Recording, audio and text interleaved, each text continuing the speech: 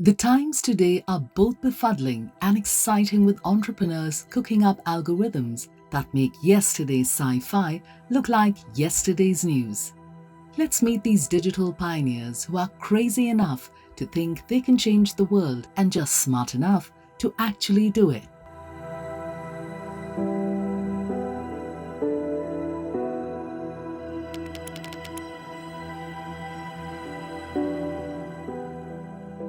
Just your name. Okay, give us your name. Just say hi. I'm Yeah. and an intro for the show and 2 lines about your company. Coming all the way from one of Kazakhstan's growing IT hotspots, Alex Shigey is changing the game with IDOS games. Actually, I really like to play games since I was maybe like 3 or 4 years old. I started from D&D, then Sega, then personal computer, and like uh, lots of times my mom was get angry because like I play a lot during the nights, and sometimes like I was like missing my school, and working in IDOS games is like uh, making a like childhood dream come true, because my relatives and mom always saying like, why are you playing so much, and like it doesn't bring you anything, like just wasting your time. And now people can play our games and like actually earn tokens. And like that's the one of those like biggest idea that we're like now giving to the world. So first of all, being a gaming startup in Kazakhstan, it is already a challenge, because nobody like even heard about gaming studio that is like located in Kazakhstan. And we were talking with VC or any other guys who are also in gaming industry. Like as I told, like nobody knows, like sometimes they don't know even where the Kazakhstan is. And also from the very beginning, like me and my founder Aidos hadn't any background like in big gaming studios or the companies like Google, like Meta or any others. That's why we understood from the very beginning that we should make a good product that will make growth from month to month. And like by showing your product, by showing the traction, you will have like good network and like the whole authority for the whole Kazakhstan. Hi everyone, my name is Alex. I'm the CEO and co-founder at IDOS Games. We are creating an ecosystem platform for mobile play-to-earn products like games and applications. IDOS Games achieves international recognition by prioritizing product excellence, gameplay, user experience, and community engagement. The first time we felt like we did something like really valuable when we were participating the worldwide competition like called Unicorn Battle. We were the first gaming project from Kazakhstan that passed the Central Asia. After that, we were participating the worldwide, and after the competition, we were like we took the second place. We were silver unicorns, and our like advisor, who's gonna in the future, just reached out us in LinkedIn, and we said, some Mike Fisher is writing to you. Like, who is it? And when we checked the his portfolio, where did he work? And like we all our team liked the Fortnite. We are like super fans of this game, and we saw that Mike Fisher was the head of publishing of this big company. Also, he worked in Sega and Square Enix, and all like I think maybe half of the games that you know were made by the companies where Mike worked. And that's why we were like super proud that this kind of like this person writes to you and wants to work with you. And we said like, hey, we can like, if like this guy writes to us by his own, like we can change the world. Yeah, so during like the Digital Bridge Forum, we have met like a little guy who met, hey, you are IDOS Games, I love your game. Yeah, we were like super pleased. And when his mom like came from the corner, he said, oh, like you're the IDOS Games, and my son is like super addicted at your games, like he likes, and in the future he wants to be a game developer. and like my heart was like I don't know, like my feelings. I was super like an emotional bomb in me just blowed up, and I think like for that kind of feedback we're doing the whole stuff because we want to make like a big point in game development. Like people should know like there are lots of talents in Kazakhstan, and according to moms, like if your like child wants to play, I know that sometimes like they do more than they're allowed, but anyhow like it's kind of good. I have learned that super rich like billionaires are also people with whom you can just go and talk. They're like I don't know, maybe it's only Mr. Tim Draper, but during conversation with him I was like totally inspired by how he about his vision for this world, and the pledge of the whole Draper University. I remember it since our online course. I understood what the meaning of each word of it, and I'm so grateful. As Eidos Games continues to push the boundaries of gaming excellence, the studio is poised for a bright future.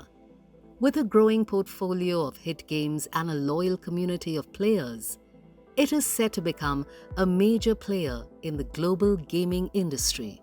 And if you win, if you end up making it back into the semifinals through viewer voting, and then you win $1 million from Tim Draper, how's that going to make you feel? I would say awesome, because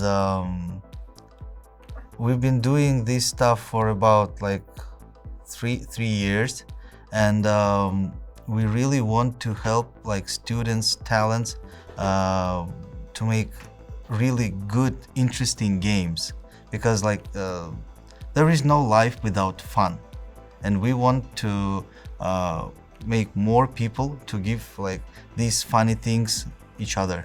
We've made about tens of thousands iterations to make our games like good, and we are like Thomas Edison, who was making like the electricity lamp.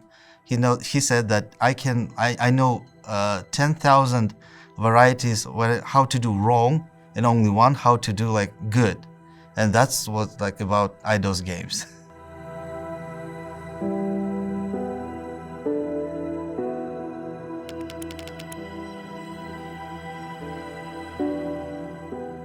Full name, your company's name, and then also, quick sort of like one sentence description of what your company does. With BitGrit, Kazuya Saginawa is bridging the AI gap, providing a comprehensive platform that fosters innovation, creativity, and progress. When I'm high school student, I met our ex-patent engineer division's leader in Hitachi. Hitachi is another Japanese big company, and I learned from the IP from him. In that time, I think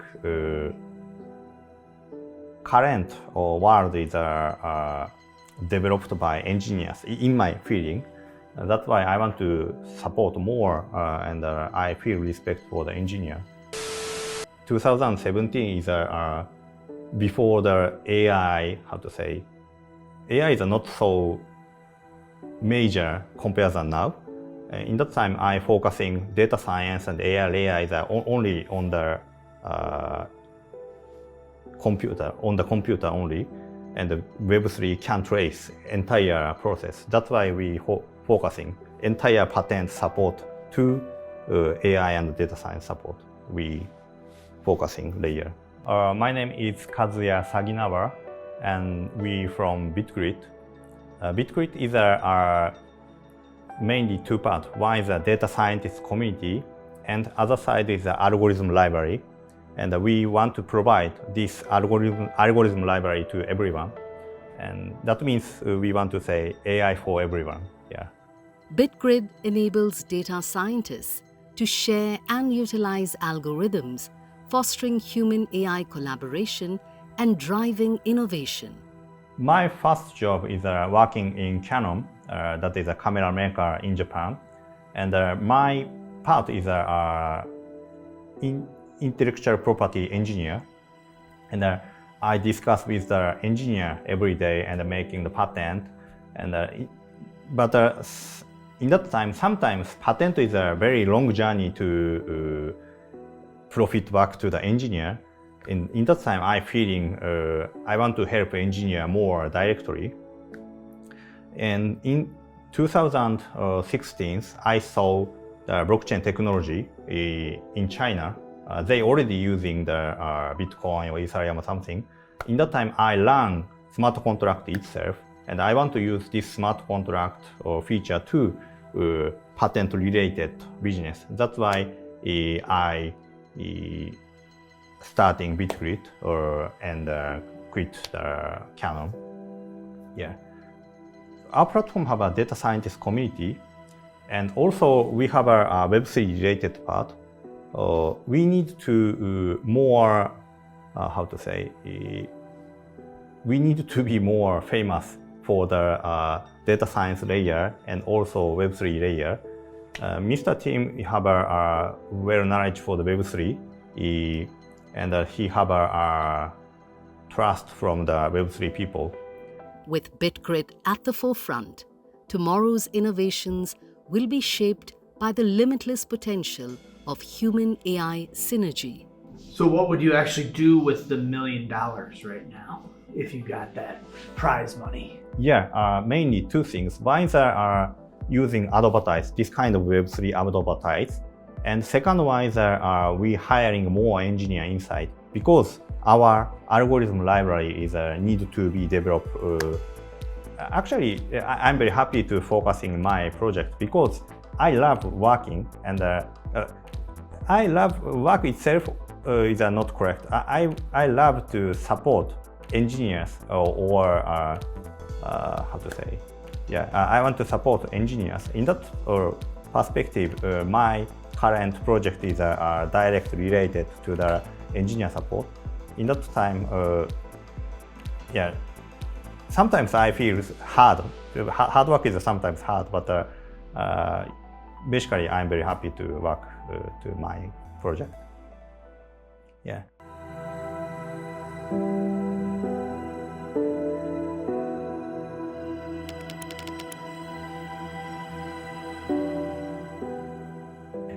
So let's just start with an introduction, your name, your company, and then kind of an elevator pitch, like a short snippet, broad strokes about what you're working on. From the heart of Paris, Alexandre Roubaud is part of the team at Bitstack, making Bitcoin accessible to all through a platform that's redefining the future of digital currency investment. Originally, I'm from the south of France, so a small town called Aix-en-Provence. I grew up there for almost 17 years, and I was lucky to have always been in international school, so studied in English, always with the objective to move abroad and study abroad. So then after my diploma, I moved to McGill in Montreal, Canada, where I spent actually 8 years, and where I met my now co-founder, Kabir. I was in business school, he was in engineering school, and we actually met because we both had this common interest for Bitcoin. So we stumbled upon Bitcoin at different kind of technological meetups where people were chatting about new technologies. And so I learned about Bitcoin and I started a Bitcoin startup actually while studying in McGill, which was financed by the McGill University. And my now co-founder Kabir was at the time the first person to start the Bitcoin Blockchain Club at McGill. I've learned about Bitcoin in 2016. So I spent a lot of years just studying it on my own free time. In parallel to that, I really understood while working at this company how important helping people put money aside was, and the whole personal finance topic. And Bitcoin's value proposition was really interesting to me because for the first time we had this very hard asset class that has basically a fixed supply. So we know there was 0 Bitcoin with a very predictable issuance up until 21 million Bitcoin, and there will never be no more. And so I thought if we help people put money aside, but that money basically depreciates in value and people lose purchasing power over time, that's another issue. So my observation was the problem is double-sided. Is A, how do we help people save and help them save to achieve their financial goals? So hi, my name is Alexandre Roubaud. I'm one of the two co-founders of Bitstack and CEO. We're on a mission to democratize Bitcoin here in Europe by building the easiest to use, most trusted and most secure platform to save and invest in Bitcoin. Bitstack is a user-friendly platform for saving and investing in Bitcoin, providing a secure way to build wealth and protect purchasing power. So we started this company in 2021 after this new regulation was voted. So we were one of the first few companies to, in France, be regulated by basically the equivalent of the SEC, so the Financial Markets Authority here in France. Once we did that, we raised our first round. We raised €1 million to launch the product and acquire our first customers. And fast forward almost 2 years later, we've now helped over 75,000 people in France save over €35 million in Bitcoin. So we're super excited about the journey that's just getting started. Just last year, we went through Y Combinator in San Francisco. So they've been investors and partners from the very early days, and we're pretty excited about what's coming next. I know Tim is a big fan of Bitcoin. If I'm not mistaken, he is a very big Bitcoin holder. He bought in 2014 a lot of Bitcoin to the US government, in fact. And he's been verbally a big promoter of Bitcoin. So I think he understands very well Bitcoin's value proposition, how it can be this sound money that we could, that redefines society and improves the lives of many people. So there's this feeling that we share these values, that we are very aligned on how impactful Bitcoin can be and where it can bring us. So that would be exciting to work with him and chat about Bitcoin and where we see the future go. As a pioneer in the European Bitcoin saving space, Bitstack is excited to build on its momentum, expand its reach, and unlock new opportunities for its users. What would $1 million investment do for your company right now? The goal is to accelerate what we're already doing. $1 million would help us accelerate our mission of democratizing Bitcoin here in Europe. The goal is to just accelerate what we're already doing, whether that's hiring extremely bright team members, investing in acquiring more users. We already have over 75,000 users who've already bought Bitcoin on the platform, but how can we bring that to hundreds of thousands, millions, tens of millions of users on the platform? And basically invest in product development as well. What we've done is working really well, but what other Bitcoin products can we build for our users so they can drive value out of the app? You kind of have to learn to manage your emotions because you're on this constant roller coaster of, we're doing great, this is going to go very far, to, oh, now the challenges are very hard, this might not go anywhere. And it can be very draining personally if you don't know how to manage these emotions. So I think those are the two areas where you have to grow. And I think one of the key solution is to have a very strong co-founder so that you can kind of lay your head on their shoulders. So I've been lucky to have a co-founder, and we've been kind of working and helping each other grow.